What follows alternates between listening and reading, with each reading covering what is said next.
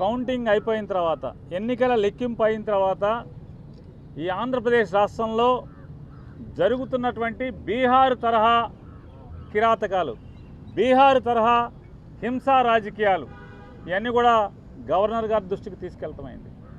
ఎన్నికలు ఒక పక్క జరుగుతుంటే, ఎన్నికలు సంపూర్ణంగా పూర్తవకుండానే మధ్యాహ్నం నుంచి తెలుగుదేశం పార్టీ గూండాలు ఏ రకంగా ఇళ్లపై దాడులు చేయటం, ఇళ్ళు తగలబెడతాం, ఇంట్లో ఫర్నిచర్ ధ్వంసం చేయటం, మనుషుల్ని కిరాతకంగా కొడతాం, ఇళ్లలోకి వెళ్ళి ఆడవాళ్ళని హింసించటం, కార్లు ధ్వంసం చేయటం, కార్లు తగలబెడతాం, ఆస్తులు నాశనం చేయటం, భయభ్రాంతులకు గురి చేయటం.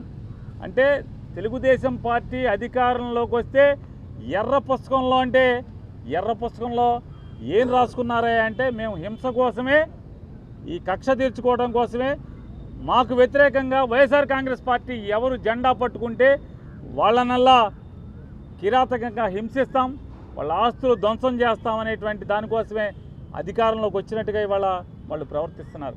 ఇవన్నీ గవర్నర్ గారికి చెప్పినప్పుడు ఆయన ఆశ్చర్యపోయారు. ఏంటి ఇంత కిరాతకంగా జరుగుతుంటే పోలీసు పట్టించుకోవట్లేదా అని చెప్పినారు. వాస్తవం సార్, ఇది ఒక్క ఎఫ్ఐఆర్ కూడా నమోదు కావట్లేదు.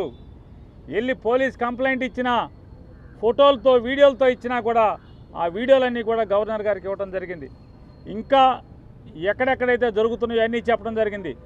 ఆఖరికి ఈరోజు మీతో మాట్లాడతాకి వచ్చే ముందు కూడా నూజివీడులో ఒక కౌన్సిలర్ని నడి బజారులో పట్టపగలు స్టాబింగ్ చేయడం జరిగింది. కత్తులతో వెంటపడి పొడవటం జరిగింది. పోలీసు సాక్ష్యంగా, పోలీసులు ఆ పక్కన ఉన్నా కూడా పోలీసుల ముందే స్టాబింగ్ చేసిన, కత్తులతో పొడిచినా కూడా పోలీసులు ఆపిన పరిస్థితి లేదు. కనీసం కేసు పెట్టినటువంటి ఇంతవరకు కూడా దాఖలాలు కాలేదంటే గవర్నర్ గారు ఆశ్చర్యపోయి, ఖచ్చితంగా నేను డీజీపీని పిలిపిస్తాను, ఇవన్నీ కూడా గట్టిగా విచారణ చేస్తాను మీరు అంటే మేము ఆయనకి వీడియోలతో సహా ఇవ్వడం జరిగింది, ఫోటోలతో సహా ఇవ్వడం జరిగింది. అవన్నీ కూడా ఆశ్చర్యపోయి అన్నీ కూడా మేము ఫోన్లో కూడా కొన్ని చూపించాం, వీడియోలు ఎలా ఉన్నాయో. ఇంకా మా దగ్గర చాలా వీడియోలు ఉన్నాయండి అని చెప్తే అవన్నీ కూడా మా సెక్రటరీ గారికి పంపించండి, నేను చూస్తాను, వెంటనే యాక్షన్ తీసుకుంటాను. పోలీసుని గెలిపోవటంలు అనేవి సహజంగా ఉంటాయి, కానీ ఈ రకంగా కిరాతకం, ఈ రకంగా హింసా ప్రవృత్తి, ఈ రకంగా విధ్వంస ధోరణి అనేది చేస్తే ఇంకా ప్రభుత్వం ఎలా ఉన్నట్టా లేనట్టా, ఇది డెమోక్రసీ కదా అని చెప్పి ఆయన చెప్పడం జరిగింది. ఆయనకన్నీ కూడా సాధారణంగా వివరించాం. ఇంకా ఎక్కడెక్కడ సంఘటనలు జరుగుతున్నాయో, ఎక్కడెక్కడ అన్ని వీడియోల్ని, ఫోటోల్ని అన్ని ప్రతిదీ కూడా ఆయనకి పంపిస్తామని చెప్పాం. ఖచ్చితంగా పంపించండి, నేను యాక్షన్ తీసుకుంటాను, కంట్రోల్ చేస్తానని చెప్పని చెప్పారు. అలాగే ఆంధ్ర రాష్ట్ర ప్రజలకు కూడా తెలియజేస్తున్నాం, గవర్నర్ గారికి ఏది చెప్పామో మీకు కూడా అదే చేస్తున్నాం.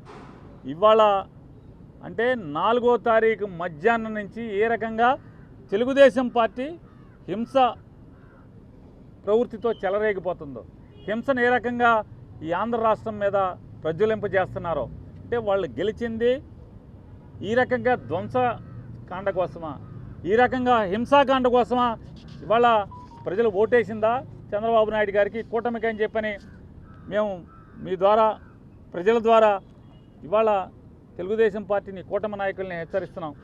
ఈ రకంగా మీరు ప్రోత్సహిస్తే ఈ సంస్కృతిని, బీహార్ సంస్కృతిని ఆంధ్ర రాష్ట్రంలో కనుక మీరు బీజం నాటితే ఎల్లకాలం మీరేం ఉండరు కదా. అంటే ఈ రాష్ట్రానికి కొత్తగా ఏం సంస్కృతి తీసుకొస్తున్నారు మీరు?